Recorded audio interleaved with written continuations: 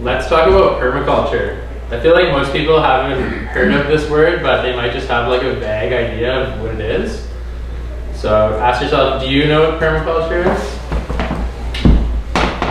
So yeah, permaculture is a design system where we mimic nature to create regenerative human habitats and food systems. So it's a way for us to provide for our own needs while regenerating the ecosystem instead of damaging it.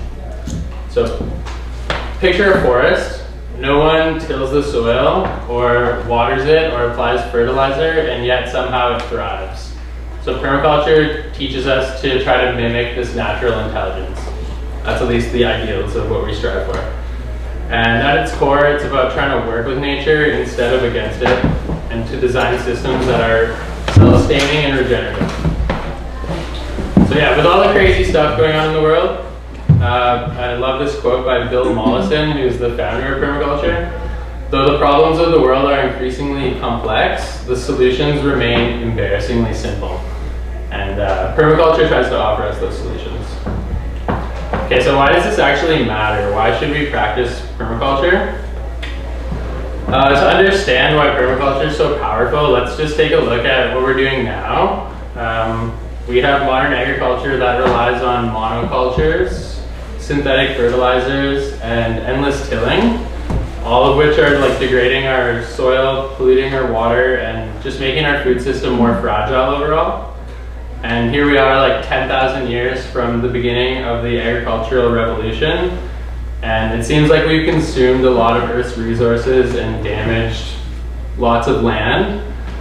We've definitely left a dent in nature by using tillage, chemicals, and bioengineering. And I think we're in desperate need of a new approach. So yeah, we've actually lost a third of our global topsoil in the last 40 years. At least that's what the UN says. So that's pretty shocking to lose all that in 40 years. So I don't think we can keep that going for a long time. And this is why I wanted to get into growing food, to try to come up with a new method, even if it's a small start. All right, can anyone tell me the key difference between permaculture and conventional agriculture? Don't kill. No chemicals. Yeah. Anyone else? Just not lack of disturbance. That's definitely part of it. I would say the main thing that sets permaculture apart is that it's actually based on ethics. And when you learn permaculture, there's 3 that are taught. The first one is called earth care. And so that's just about protecting and regenerating the natural ecosystems. And simply put, we're just trying to do no harm to the earth. Principle number 2 is people care. So that's supporting and nurturing our communities by ensuring access to basic needs and well-being. So that's, in simple, do no harm to people. And then the third ethic is called fair share, which guides us to limit our consumption, redistribute surplus, and try to just shoot for a balanced system where resources are shared as equitably as possible. So in short, just generosity over greed. Yes, if we take a look at our current food system, it's completely disconnected from ethics. Yeah, we're clear cutting rainforests to make grain feed crops.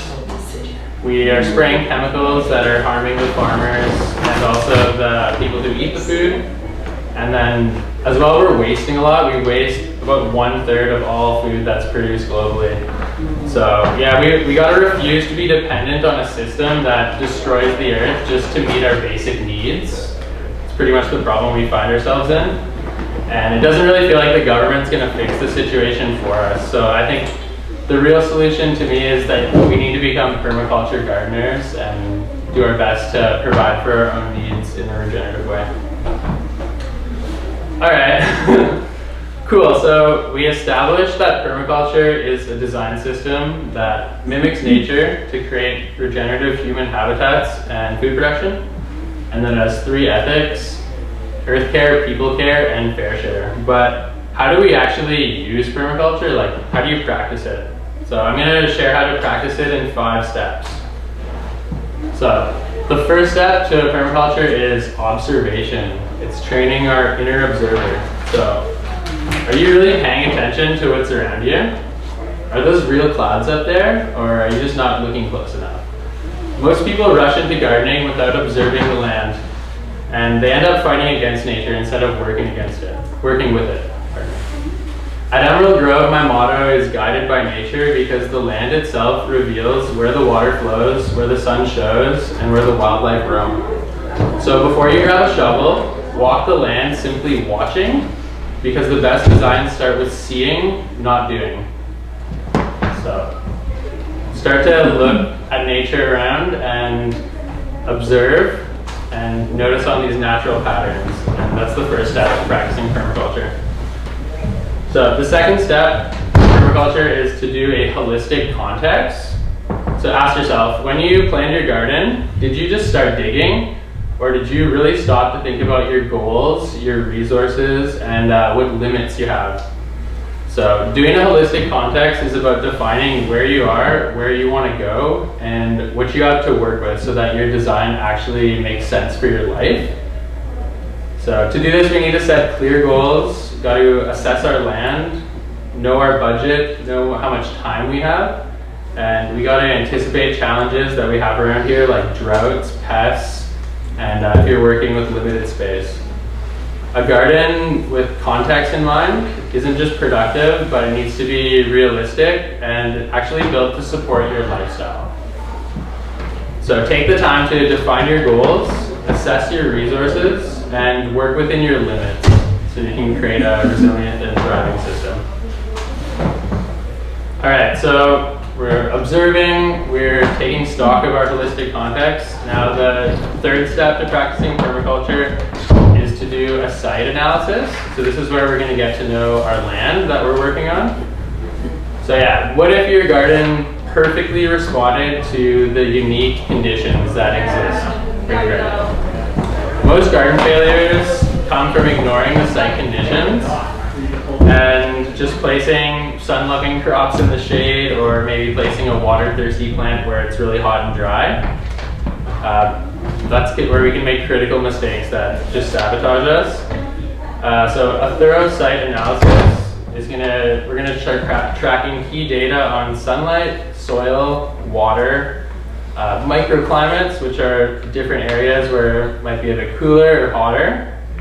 And then also we're gonna look at the native vegetation to start seeing what's already growing there and see how we can mimic that. So by mapping your site, you can design a garden that thrives effortlessly and yeah, really respond to what you find. So I actually brought some maps that I made for my own farm that we do in permaculture, and I'm gonna pass them around. And you can get a visual at what this actually means to do a site analysis. And this is obviously someone like me who's a geek and like does this also. Yours could be a simple drawing of your garden where you are trying to identify the different elements and energy flows going on so that you can make a good design. So yeah, the maps you'll see there, the first one is called a base map, and it's just like a scaled out layout of your land, and it serves as the foundation for planning and design. The next one is called a sector analysis, and so this is going to show like sunlight, wind, water, these different energy flows that are passing through our site. And then the last map is called the zones of use analysis. And this is going to define areas of our site by the frequency of how much we use them. So zone 1 is like the everyday, where you're using it every day. That's going to be like maybe your kitchen garden, your chicken coops, your driveway. And so if you, as you'll see on the map, separate the different areas of the site at which you're working at into these zones, it can help you organize it in a really efficient way. All right, so after we've done the site analysis, then it's actually time to start designing.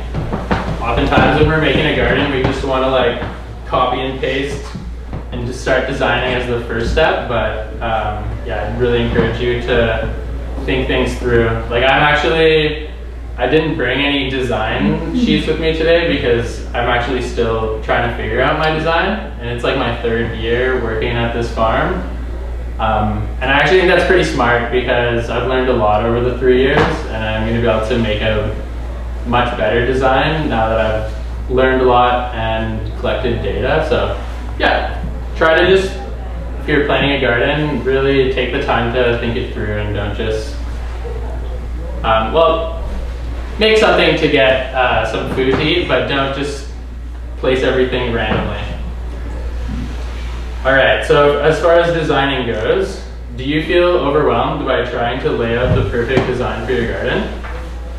Laying out your garden can definitely feel like a daunting task, especially when it comes to trees and perennials. Like sometimes it takes 5 years to even get a yield. So what if you place this tree in the wrong spot and then it dies? Permaculture design helps you avoid mistakes and lay out your gardens in a way that is going to respond to the unique conditions of the site. So you can use these site analysis to intelligently place elements. We want to create beneficial connections between things, maximize efficiency of the work we have to do, and ultimately try to meet our unique goals for our context. When you're designing, permaculture has 12 guiding principles that you can learn. So today I wanted to share 2 of those that I think are pretty interesting. So number 1 is called catch and store energy. And so are you making use of all the abundant energy that is surging through your site? In nature, we don't really see empty ground. Plants cover the ground everywhere we look because nature is always trying to catch and store energy. This principle guides us to capture all the available energy sources on our site and to store them. So a way we can apply this principle in our gardens this year is to install some water catchment tanks, because we have abundant rainfall in the spring, and then you know what's going to happen every July. It's going to get super hot and not rain for like 2 months. So that's a really applicable way, I think, in our area that we can start catching and storing energy. That's probably going to be the most beneficial starting point. We got to get as much water as we can when it's available. So number 2 is integrate rather than segregate. So should your garden, orchard, and chicken coop all be in separate units spread out around your site, or do you think you can actually integrate them in a way that's going to make beneficial connections? So yeah, many designs separate these elements and it makes your chores inefficient and you really miss opportunities for beneficial connections. Spacing your things too far apart means extra work transporting food scraps, mulch, and manure. So instead, we can integrate them strategically to work together. So here's an example with an orchard, a garden, and a chicken coop. You can place your orchard on the north side of your garden, and it can act as a windbreak to those cold northern winds, while also not shading out your garden because it's on the north side. You can keep your chicken coop as near as possible to your house so that collecting eggs is easy.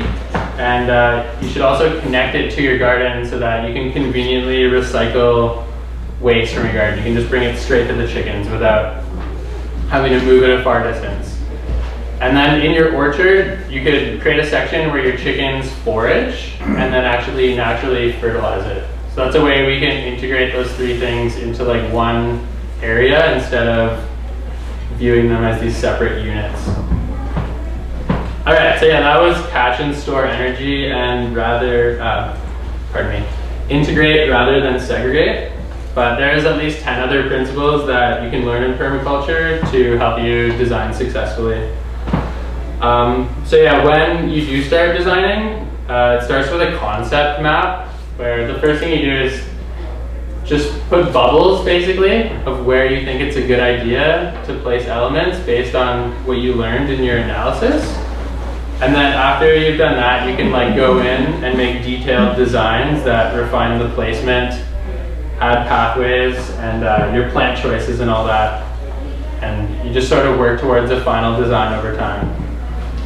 And if you're just gardening at home and you don't want to like make all these complex plans, this can just be happening like dynamically on your property. You don't necessarily need to like draw it all out, but it's to think in this step-by-step process of analyzing and then designing from like patterns to the details later.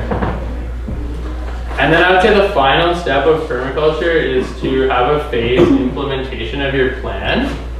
So have you ever felt completely overwhelmed because you have so many things to do, it's hard to decide where to start? The biggest mistake in permaculture design is trying to do everything at once, leading to overwhelm and inaction. So instead, a phased implementation plan breaks the process into manageable steps. So the first step of making a garden is always the essential infrastructure, which is securing water sources and setting up fencing around here. You're not really going to grow anything without a fence. And then you want to prepare your initial garden space. It's always good in your first year to at least like grow something and get a yield. So this could mean you, like in your first year building a garden, you make a couple of garden boxes where you can grow some stuff, and then maybe you're gonna like lay out a tarp, and that's gonna be your bigger garden over time. That's what I'd recommend doing it in the first phase. Then in the second phase, you wanna install your entire garden design. So this might take several years and you can get your hands dirty, but it's all about planting your gardens and your food forest and all that and expanding it to your final design. That's the second phase. And then the final phase of a permaculture design is maintenance and evolution, where you're observing this dynamic system and adapting to changes. So over time you can make improvements. Maybe you're gonna upgrade your irrigation or replace some trees that just weren't cut out for it and died. Maybe you have a dream greenhouse you're gonna build. That's something I'd recommend doing near the end, because it's gonna be the most expensive and you're probably gonna learn on your way to doing it. And then also, I think we should be thinking 7 generations ahead and trying to create lasting abundance. So like think planting a grove of walnut trees that could feed the community for like 100 years. So yeah, to practice permaculture in 5 easy steps. The first one is to start observing. The second is to take a holistic context of what you want and what you have and where you want to go. Then to do an analysis of the site you're working at so you can actually learn about it and make a design that responds to it. Then 4, you're going to make your design. You can use permaculture principles to come up with all sorts of great ideas to integrate it. And then number 5, you're going to implement it in phases so that it actually feels doable and realistic, and you don't just never get started because it's so hard and overwhelming. All right, well that was pretty long-winded, but how does that sound? Like does it sound like an effective way to go about planning a successful garden? Definitely. Cool. Well, I also wanted to just share some tips for people gardening in the Kootenays this year that over like getting asked questions at the market and stuff. Some of the things that I feel like might be helpful. So tip number 1 is I think it's better to be a little late than a little early when you're starting your seeds and planting your garden.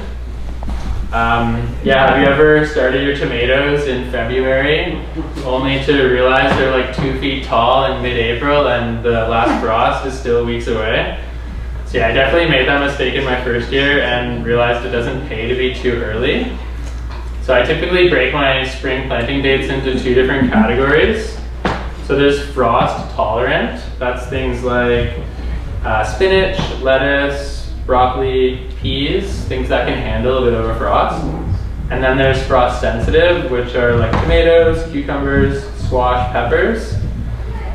So typically you can plant the frost sensitive ones, frost tolerant in late April. So coming up, if you have a greenhouse, you might be able to do that a bit earlier, but yeah, in about late April, you can start planting your greens and brassicas and stuff outside.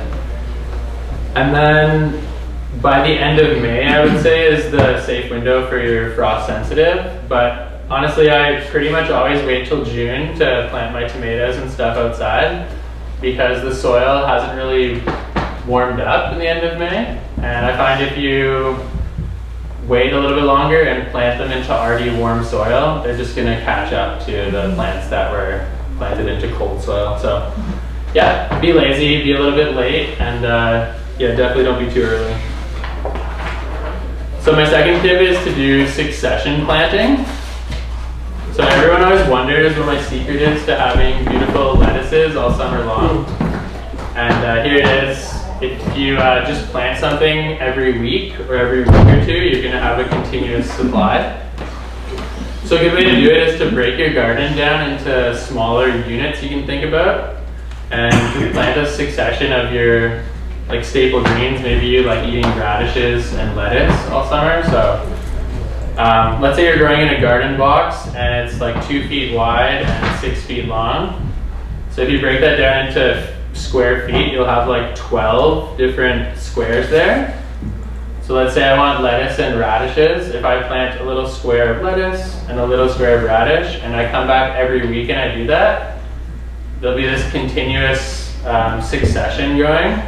And then when the first one bolts and goes bitter, you can remove it and grow something else there. So yeah, if you don't be one of the gardeners that plants everything out and then by the beginning of July you just have a garden full of bolted plants, try to like do some succession planting and yeah, break your garden into little chunks that you can think of so that you can plan what you want to eat.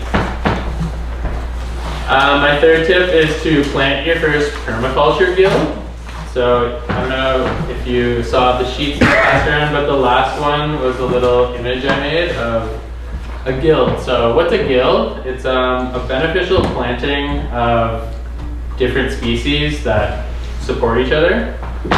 So if you've been wanting to plant a berry bush or a fruit tree, why not try planting a guild? The different roles in a guild could be food production, attracting pollinators, deterring pests, fixing nitrogen, or actually creating mulch.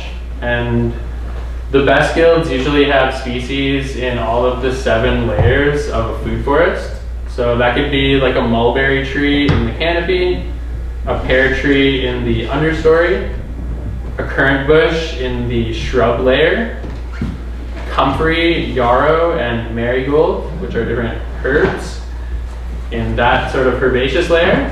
And then crawling along the ground, you could have chives and strawberries as a ground cover. If you want to go crazy, you could get some carrots that are now harvested in the rooting zone, and then have some peas climbing around. So yeah, as you can imagine, this guild is full of diversity and beneficial connections and wonderful yields. So yeah, if you're gonna plant a tree, don't just plant a tree, plant a permaculture guild. All right, so what you can start doing today is start observing. So spend the next weeks training your permaculture observer lens. Notice the different arrangements of plants when you walk by a forest edge, and just sort of picture how you might be able to plant your own food forest in a way that emulates those different layers of the forest. And then also I put a little sheet at the back that says leave your email if you are interested in permaculture gardening. So I'm going to be doing a better job this year at releasing videos and things like that. It's a goal of mine this year. With my girlfriend Jessie, she's going to be helping me. We're going to be sort of doing a YouTube channel and stuff this year. So if you want to keep up to date with that and find my messages in your inbox, you can leave your name and your email. And I just want to close the talk with another quote, and it's actually by Bill Mollison, the founder of Permaculture again, but the greatest change we need to make is from consumption to production. Even if on a small scale in our own gardens, if only 10% of us do this, there will be enough for everybody. Hence the futility of revolutionaries who have no gardens and who depend on the system they attack and produce words and bullets instead of food and shelter. So yeah, thank you.